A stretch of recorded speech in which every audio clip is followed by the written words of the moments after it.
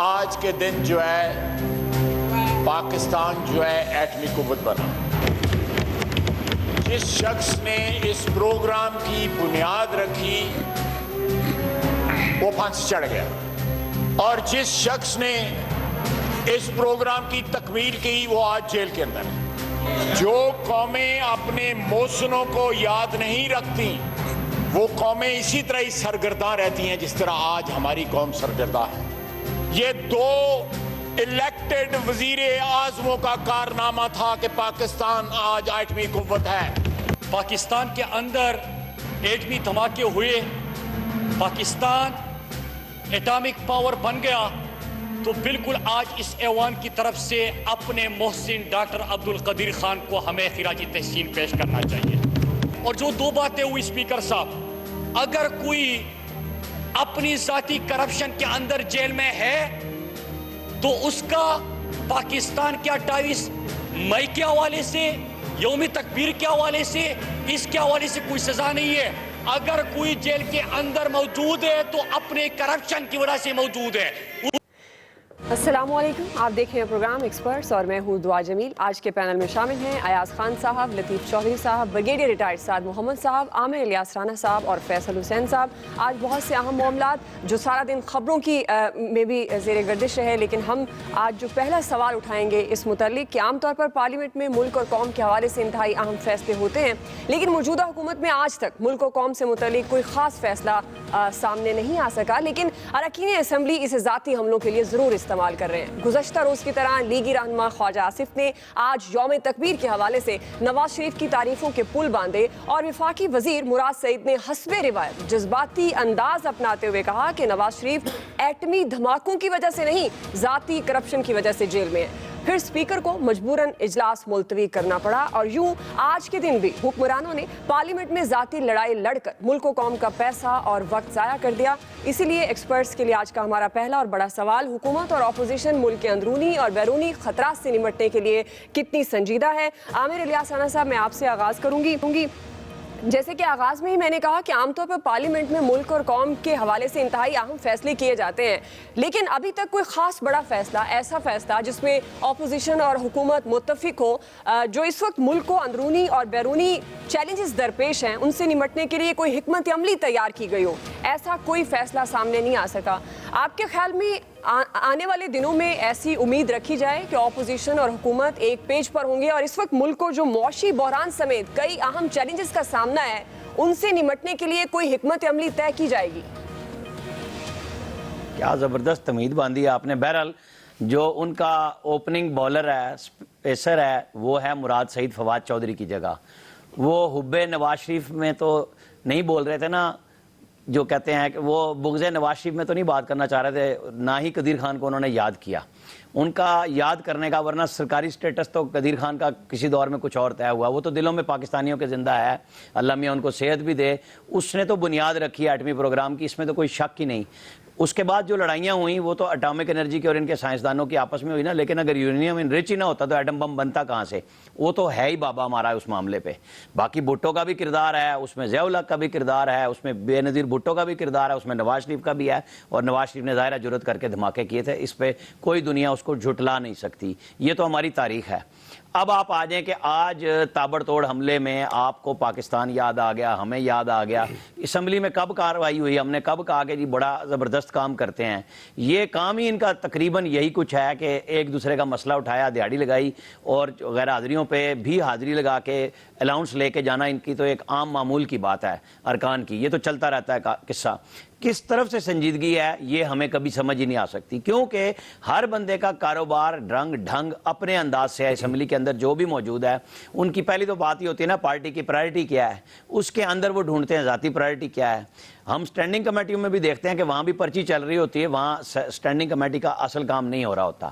تو جب آج آپ بات کر رہے ہیں کہ جی وہاں پہ ہوگا کیا, کیسے سنجیدہ ہوں گے؟ یہ ملک کی جو اکنامک سچویشن ہے یہ ایک ایٹم بم سے زیادہ خطرناک بنی ہوئی ہے کہ اگر ہم سنجیدگی سے اس طرف نہیں آئیں گے، چاہے ہم حکومت کو دیکھ لیں چاہے ہم اپوزیشن کو دیکھ لیں، کوئی سیریس نہیں ہے اس معاملے پہ کہ اس کے اوپر ایک سنجیدہ ڈیبیٹ ہی کر لیں کہ ہاں جی چلیں آپ آئی ایم ایف کا معاہدہ آپ نے بھی نہیں اپنے دور میں کیا بتایا تھا، آپ ان سے مطالبہ کر رہے ہیں، لیکن بعد میں پیش کر دیا جاتا ہے، جب سائن ہوگا تو گورنمنٹ کہے گی لیں جی ہم آپ کے سامنے لے کے آ گئے ہیں۔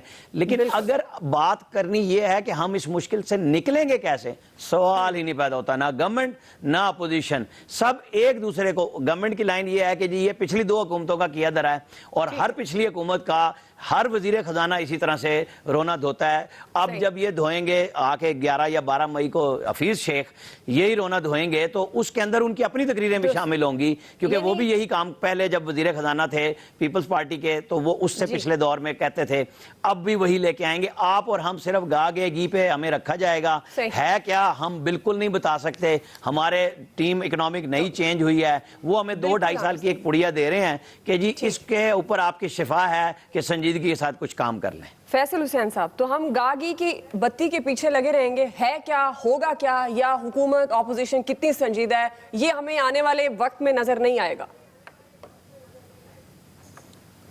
دیکھیں یہ تو آپ بنیادی سوال سے آپ ہٹ گئی، آپ کا بنیادی سوال جو تھا وہ ایٹم بم کے حوالے سے تھا کہ پاکستان میں جو دھماکے ایٹمی دھماکے ہوئے، لیکن جب ہم یہ بات کرتے ہیں کہ نواز شریف نے ایٹمی دھماکے کیے تو ہم یہ حقدار سے اس کا حق چھینتے ہیں، تو یہ کوئی اچھی روایت نہیں۔ پاکستان میں جو ایٹم بم کا کارنامہ ہے وہ صرف اور صرف جو ہے اس کا کریڈٹ جو ہے ذوالفقار علی بھٹو کو اور ڈاکٹر عبدالقدیر خان کو جاتا ہے، باقی کسی بھی اور انسان کو اس کو کریڈٹ لینا یا اس کو کریڈٹ دینا یہ جو ہے حق کی توہین کے جو ہے وہ بالکل جو ہے مترادف ہے۔ نواز شریف کا اس پورے کردار میں، اس پورے ایٹمی دھماکوں میں رول تھا تو وہ صرف اتنا سا رول تھا کہ جب ایٹمی دھماکوں کا تجربہ ہو رہا تھا تو ان کو وہاں پہ فوٹو سیشن کے لیے بلا لیا گیا تھا، یہ تو اس وقت کی فوجی قیادت کی مہربانی تھی کہ انہوں نے نواز شریف کو وہاں پہ مدعو کر لیا، اور اس مدعو کرنے کو نواز شریف، اس مدعو کرنے میں اور لوگ بھی بہت سارے لوگ وہاں موجود تھے، اب نواز شریف اس کو جو ہے وہ اپنا کارنامہ قرار دیتے ہیں کہ انہوں نے پاکستان کو جو ہے ایٹمی قوت بنایا، ایک طرف تو اپنا وہ کارنامہ انجام دیتے، کارنامہ بیان کرتے ہیں، دوسری طرف ان کا اپنا عالم یہ کہ ایسا کوئی ایک اسپتال پنجاب میں نہیں بنا سکے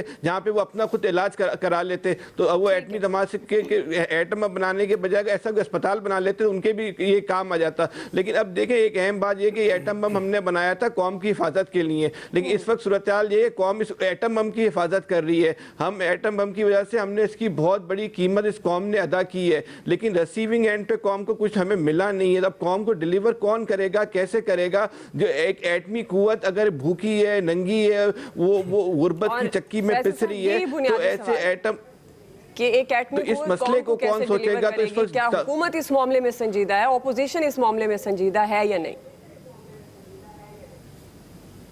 یہ آپ دیکھیں جو ان کا مزاج ہے، رویہ جو ہے اس میں تو دونوں سنجیدہ نہیں ہے، نہ اپوزیشن سنجیدہ ہے نہ حکومت سنجیدہ ہے، لیکن حکومت کا جو ہے اس معاملے میں سنجیدگی زیادہ اختیار کرنی چاہیے بنسبت اپوزیشن کے، لیکن اس میں حکومت کا رویہ جو ہے وہ اپوزیشن سے زیادہ جو ہے وہ ہمیں جو ہے نا وہ غیر سنجیدہ جو ہے وہ نظر آتا ہے۔ اس میں ڈیلیور تو حکومت نے کرنا ہے، تو حکومت نے تو ہر معاملے میں گھبرانا نہیں ہے، یہ ہو جائے گا، مہنگائی جو ہے وہ دونوں سنجیدہ نہیں ہے، لیکن حکومت کا رویہ زیادہ امپورٹنٹ ہے اور وہ زیادہ غیر سنجیدہ بھی نظر آ رہی ہے۔ برگیڈیئر صاحب دیکھیں یہ جو ہے ایک آدمی کو کریڈٹ دینا جو پاکستان کا ایٹمی پروگرام تھا وہ صحیح بات نہیں ہے، یہ حقائق کے منافی ہے۔ جو نیوکلیئر ہمارا پروگرام تھا اور خاص کر ویپنز کے لحاظ سے جو نیوکلیئر پروگرام تھا وہ ہمارے لیے ایک کور انٹرسٹ بن گیا تھا، کیونکہ ہندوستان نیوکلیئر ویپنز ڈیولپ کرنے پہ لگا ہوا تھا اور انہوں نے 74 میں اپنے دھماکے کر دیے، تو اس کے بعد پاکستان پہ لازم تھا، ورنہ تو وہ اسٹریٹجکلی آؤٹ فلینک ہو جاتا اور ہم جو ہے ہندوستان کے رحم و کرم پہ رہتے، کیونکہ ایک نیوکلیئر تھریٹ ہوتا ہمارے اوپر۔ تو یہ مطلب ہے کہ ذوالفقار علی بھٹو ویپنز پروگرام جو ہے وہ ذوالفقار علی بھٹو نے اس کی بنیاد رکھی، اس میں ڈاکٹر قدیر خان بھی ان کے ساتھ شامل تھے، لیکن ضیاء الحق کی جو کنٹریبیوشن ہے وہ بھی آپ اس کو رد نہیں کر سکتے ہیں۔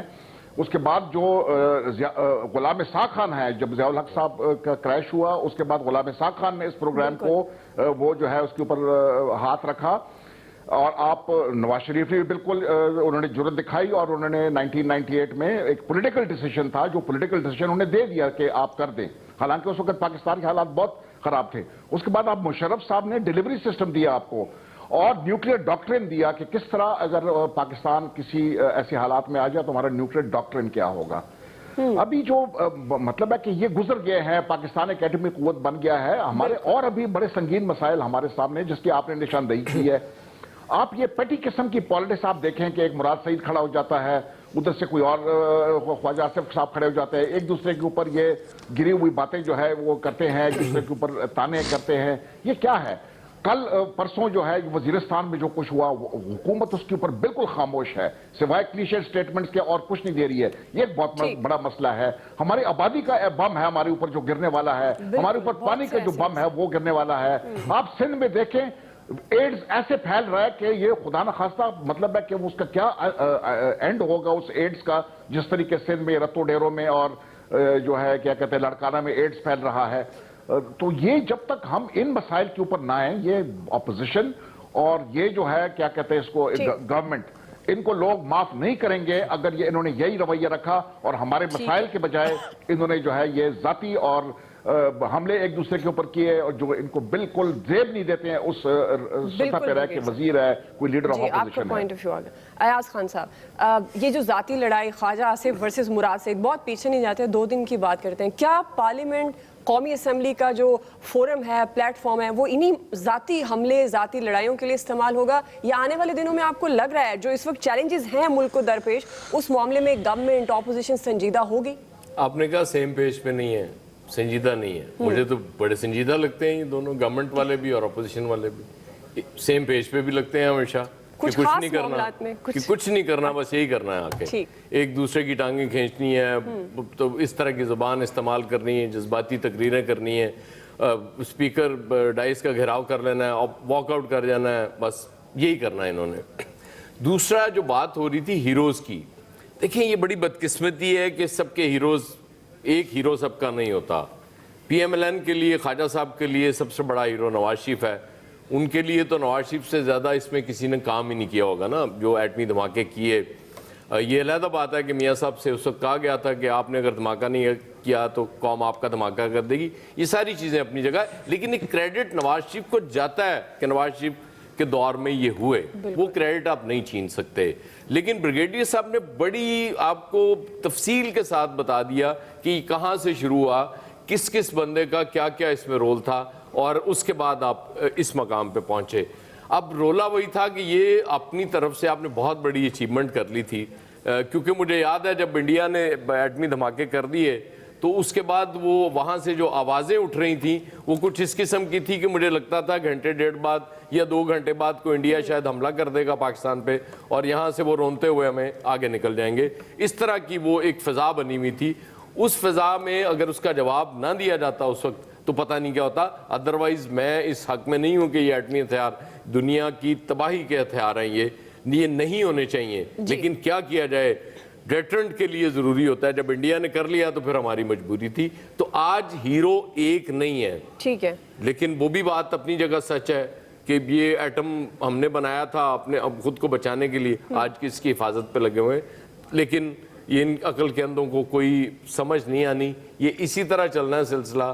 دعا کریں کہ کہیں کوئی سنجیدگی آ جائے اور کچھ حالات بہتر ہو. لطیف چوہدری صاحب, رمضان کا مہینہ ہے تو اس کا مطلب ہے دعاؤں پہ گزارا کریں. دعا ہی کرنا پڑتی ہے نا, ملک کا بھی دعا. آپ کا کیا خیال ہے کہ دھماکہ کر دے رہا رمضان کے مہینے میں, ایک اور رمضان کے مہینے میں کم از کم یہ دھماکہ تو کیا جا سکتا ہے نا, سنجیدہ ہو جائے, سنجیدہ ہو جائے. جنہوں نے ووٹ لیا پارلیمنٹ میں جا کر بیٹھے, وہ اتنا تو کر سکتے ہیں, ووٹ کا حق ادا کر سکیں. اس مہینے میں اپنے ساتھ کوئی عہد کر لیں, دھماکہ نہیں کرے. نہیں تو وہ کر تو رہے ہیں اپنے ساتھ عہد, اور ان سے آپ کیا عہد کروانا چاہ رہی ہیں؟ وہ تو اپنی جو ان کی ڈیوٹی لگی ہوئی ہے وہ تو پوری کر رہے ہیں. ایک صاحب جو تھے وہ تحریک انصاف کی طرف سے تھے, ان کے لیے عمران خان ایک دیوتا ہیں, اور دوسرے صاحب جو تھے وہ میاں نواز شریف کے شردھالو تھے, اور انہوں نے ان کے لیے کہنا تھا. تو انہوں نے تو اپنا کام ٹھیک کر لیا, آگے سے تو ہم نے اپنا کام کرنا کہ ہم کیسا کر رہے ہیں. تو دیکھیں بات یہ ہے کہ ایک ایٹمی ملک پاکستان واحد دنیا کا ایک ایسا ملک ہے جو شاید اکنامیکلی اتنا زیادہ پیچھے ہے, بلکہ بینکرپٹسی کی سٹیج کے قریب پہنچ کے وہ واپس ابھی آ جائے تو ہماری خوش قسمتی ہوگی.